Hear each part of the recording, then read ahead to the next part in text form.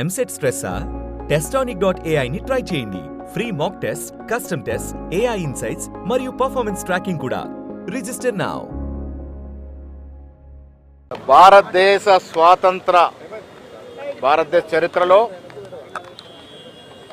రాహుల్ గాంధీ గారి యొక్క ఆశయాన్ని పరిపూర్ణంగా అమలు చేసినటువంటి ప్రభుత్వం తెలంగాణలో ఉన్నటువంటి కాంగ్రెస్ ప్రభుత్వం. ముఖ్యమంత్రి రేవంత్ రెడ్డి గారి సారథ్యంలో మేము గతంలో ఎన్నికల ముందు కామారెడ్డిలో నేను ప్రవేశపెట్టిన డిక్లరేషన్లో భాగంగా 42% రిజర్వేషన్స్ స్థానిక సంస్థల ఎన్నికలతో పాటు విద్యా ఉపాధిలో కూడా ఇవ్వడం అనేది ఒక చరిత్రాత్మక నిర్ణయం. అది బిల్లు రూపంలో గవర్నర్కి పంపడం, గవర్నర్ గారు దాన్ని పరిశీలించి ఇవాళ రాష్ట్రపతికి పంపడం అనేది ఇదొక చారిత్రక ఘట్టం తెలంగాణ కాంగ్రెస్ పార్టీ చరిత్రలో. అందుకోసం ఇవాళ గవర్నర్ గారిని ధన్యవాదాలు తెలపడానికి వచ్చినాం. మిత్రులారా, రాహుల్ గాంధీ గారి యొక్క ఆశయం గత 4-5 సంవత్సరాలుగా కుల సర్వే విషయంలో వారు చేతబూని ఈ నినాదాన్ని ప్రజలకి తీసుకెళ్తున్న తరుణంలో ఇలా కేంద్ర ప్రభుత్వం కూడా దాన్ని గుర్తించి జరిగే జన సర్వేలో కులాన్ని చేర్చడం అనేది కూడా హర్షించదగ్గ విషయము. ఇది అంతా కూడా క్రెడిట్ అంతా కూడా రాహుల్ గాంధీ గారికే పోతుంది. ఈ దేశంలో మొట్టమొదటి ఒక జాతీయ నాయకుడు కుల సర్వే గురించి మాట్లాడిండు అంటే అది రాహుల్ గాంధీ గారు.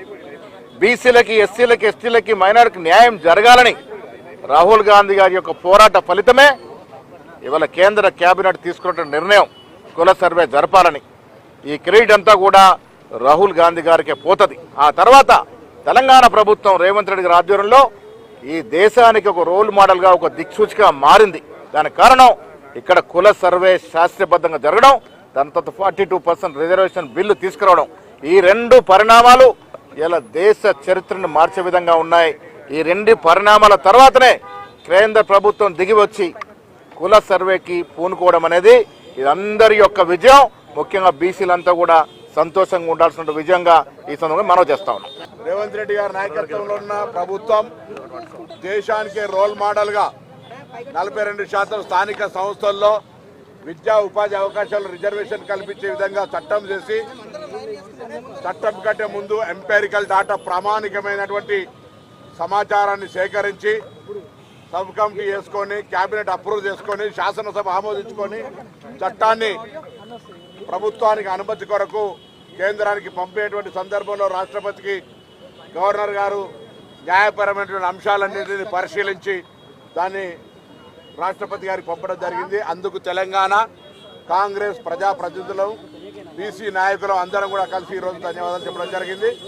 తప్పకుండా తెలంగాణ తీసుకున్నటువంటి రోల్ మోడల్ ఏ కుల గణన సర్వే అయితే జరిగిందో అది ఈరోజు దేశవ్యాప్తంగా భారతీయ జనతా పార్టీ కూడా 2025 క్యాష్ సెన్సెస్లో ఈ యొక్క కులాల సమాచారాన్ని కూడా తీసుకుంటామని చెప్పడాన్ని స్వాగతిస్తూ, తప్పకుండా తెలంగాణ రోల్ మోడల్. దీని మీద ఎవరైనా విమర్శ చేస్తున్నటువంటి వాళ్ళు ఆత్మవిమర్శ చేసుకోవాలి. వీళ్ళు గతంలో వ్యతిరేకించిన వాళ్ళు ఇలా మా తెలంగాణ ప్రభుత్వ ఆలోచనను కేంద్రం మార్గదర్శకత్వంగా ఆదర్శంగా తీసుకుంటే జీర్ణించుకోలేక విమర్శిస్తున్నారు. వాళ్ళు అటువంటి వాళ్ళను పట్టించుకునే అవసరం లేదు. ఇలా తెలంగాణ కానీ దేశవ్యాప్తంగా ఉన్న బలహీన వర్గాల సంక్షేమానికి సంబంధించిన ఏ నిర్ణయం జరిగిందో ఆ నిర్ణయాన్ని అందరం కూడా బలహీన వర్గాల నాయకులను స్వాగతిస్తూ ఉన్నాం. గవర్నర్ గారికి మరొకసారి ధన్యవాదాలు తెలియజేస్తా ఉన్నాం.